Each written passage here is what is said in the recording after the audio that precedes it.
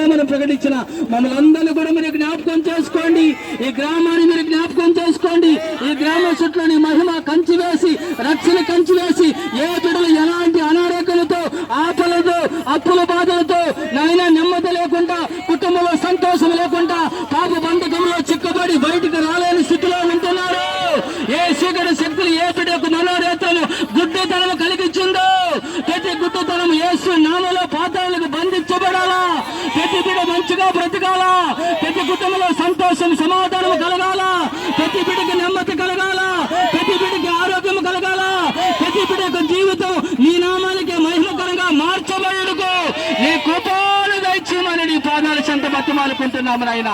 ఏ బిడ్డలు తండ్రి ప్రభువా ఈ యొక్క భూమి మీద బ్రతుకుతున్న ప్రతి ఒక్కరినైనా నీ బిడ్డలే ప్రభువా.